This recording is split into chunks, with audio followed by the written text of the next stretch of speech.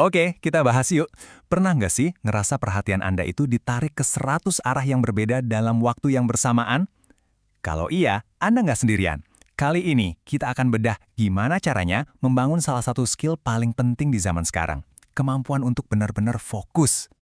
Nah, kutipan ini tuh kena banget ya kan? Di tengah-tengah badai notifikasi yang nggak ada hentinya, kemampuan buat konsentrasi mendalam itu udah bukan lagi sekedar keahlian biasa. Itu beneran sebuah kekuatan super. Pertanyaannya, gimana caranya? Jawabannya tuh bukan cuma ya usaha lebih keras lagi dong. Ternyata ada sebuah sistem yang bisa kita ikuti. Bayangin aja kita lagi ngebangun sebuah piramida.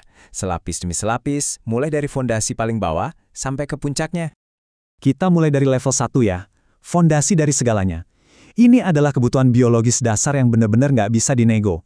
Serius, Anda nggak bisa mengakali atau mencari jalan pintas dari cara kerja otak Anda. Intinya gini, tanpa tidur yang cukup, minum air yang cukup, dan gerak badan, teknik fokus secanggih apapun itu bakal percuma. Ibaratnya, kita membangun gedung di atas tanah yang goyang. Jadi, sebelum coba trik-trik lain, pastiin dulu 3 pilar ini udah kokoh. Oke, lanjut ke level 2. Setelah urusan biologis dasar tadi beres, sekarang kita perlu menata dunia di sekitar kita. Kenapa? Soalnya, sering banget pikiran kita itu adalah cerminan langsung dari lingkungan kita. Coba deh lihat ini, meja yang berantakan itu sering kali nyambung ke pikiran yang juga berantakan. Jadi, merapikan ruang kerja itu bukan cuma soal biar kelihatan bagus, tapi ini soal ngasih ruang buat otak kita biar bisa bernapas dan berpikir lebih jernih.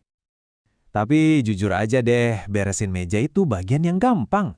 Pertempuran yang sesungguhnya itu ada di layar kita. Lingkungan digital kita lah tempat di mana fokus kita diserang habis-habisan, tanpa ampun. Angka ini serius deh, bikin kaget. Anda tahu nggak, cuma karena satu notifikasi ping doang, otak kita bisa butuh waktu sampai 23 menit untuk bisa balik lagi ke mode konsentrasi penuh. Coba deh hitung, berapa kali itu terjadi dalam sehari? Banyak kan? Terus, gimana cara kita bangun benteng digital ini? Ada 3 aturan simpel.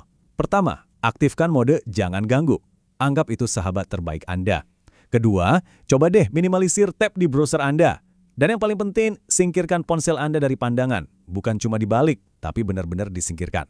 Soalnya ngelihat HP-nya doang aja, itu udah bikin otak kita capek nahan godaan. Lanjut ke level 3. Lingkungan udah kita kendalikan, sekarang waktunya kita mengelola cara kerja kita. Nah, ini kuncinya. Kita butuh sistem, bukan cuma modal niat atau tekad doang. Multitasking. Pasti kita semua tahu istilah ini kan? Sering banget dianggap sebagai lencana kehormatan gitu, kemampuan buat ngerjain banyak hal sekaligus. Keren kelihatannya.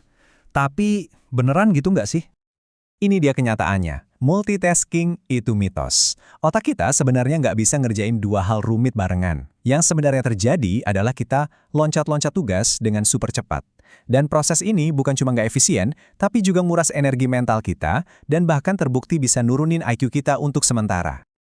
Jadi apa solusinya? Coba deh sistem kayak teknik Pomodoro. Konsepnya gampang banget, kerja fokus dalam sprint pendek, 25 menit, terus istirahat. Ini pas banget sama ritme alami otak kita. Janji adanya istirahat setelah 25 menit itu bikin otak kita lebih gampang buat berkomitmen penuh selama kerja. Akhirnya, kita sampai di puncak piramida, melatih pikiran kita sendiri. Setelah lingkungan beres, alur kerja udah diatur, pertarungan terakhir itu ya, adanya di dalam kepala kita sendiri.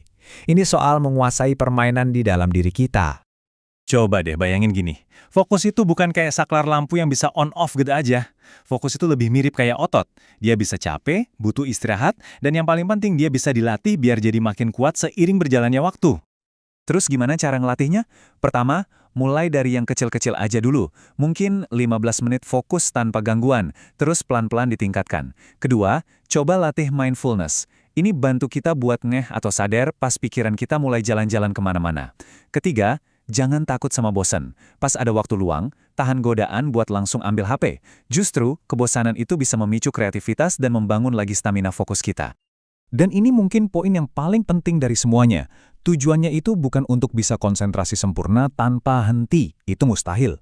Latihan yang sesungguhnya itu adalah ketika Anda sadar pikiran Anda melayang, terus dengan lembut Anda menariknya kembali ke tugas. Setiap kali Anda berhasil narik perhatian Anda balik, nah disitulah otot fokus Anda jadi makin kuat. Jadi, setelah kita bahas semua ini, ada satu pertanyaan terakhir buat Anda. Coba pikirkan, Apa satu hal yang paling penting hari ini yang pantas mendapatkan kekuatan super fokus Anda?